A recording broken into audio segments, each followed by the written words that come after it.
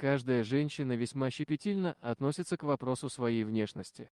Конечно, одни немного помешаны на этом и никогда не забывают о макияже, укладке и многочисленном количестве нанесенных кремиков, другие же к таким вопросам более равнодушны. Но в любом случае прослыть красивой дамой не прочь абсолютно любая дама. И сложно даже представить, что кто-то зарабатывает себе на жизнь благодаря своему уродству. Но так есть. И тяжелая судьба Мэри Энн Вебстер тому пример. Она была настоящей красавицей, но жизнь перевернула все на 180 градусов, и из очаровательной леди Мэри стала участницей шоу уродов, над которой долгое время смеялись. Как же так произошло? Вообще детство и юность Мэри мало чем могло удивить читателя. Она родилась в достаточно бедной многодетной семье, рано начала подрабатывать медсестрой из-за постоянной нехватки средств. Жила девушка, как все, мечтая о прекрасном принце, счастливом замужестве и детях. И, казалось бы, судьба ей улыбается и исполняет все пожелания. В скором времени Вебстер встретила будущего мужа, положительного флориста Томаса Бивана, от которого родила 4 детей. И пускай жили они небогато, но Мэри была и правда счастлива, ведь она была любима. Все портило лишь ухудшающееся здоровье женщины. Сначала она начала страдать головной болью. Начиная с кратковременных приступов, боль перешла в разряд долгоиграющей мигрени, которая вовсе не хотела отступать. Денег на врача в семье не было, поэтому Мэри лечилась тем, что было под рукой. Вот только ее волновал тот факт, что как-то вроде меняется ее внешность. Лицо будто бы стало крупнее, нос больше.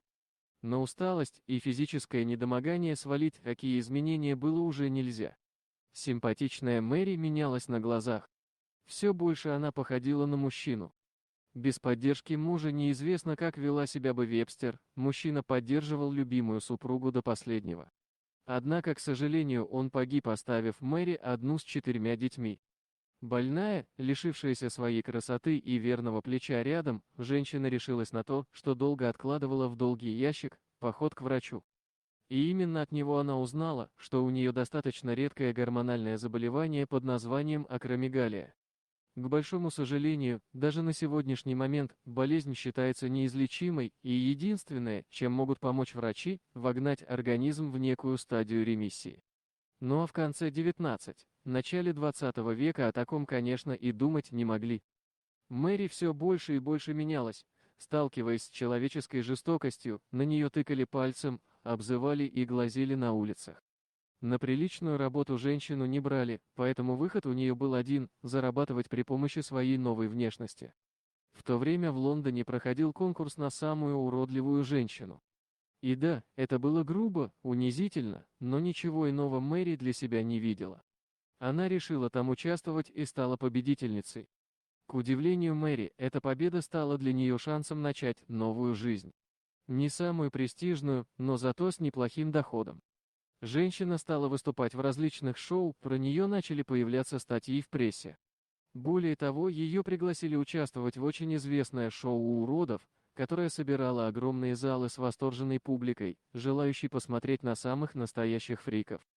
Сложно себе представить. Каждый день выставлять себя посмешищем, скорее всего, было трудно. А потом это выработалось в привычку. Ведь Мэри прекрасно осознавала, для чего она это делает, чтобы прокормить своих детей. Все ее дети ни в чем не нуждались, да и сама женщина слала отличной матерью, которая обеспечивает их всем, что им только нужно. К большому сожалению, из-за болезни Мэри умерла в 59 лет, однако она стала примером преданной матери, которая готова на все ради своих детей, даже на ежедневные унижения. Дорогие друзья, если вам понравилось видео, поставьте лайк, а также подписывайтесь на канал, где найдете еще много интересного.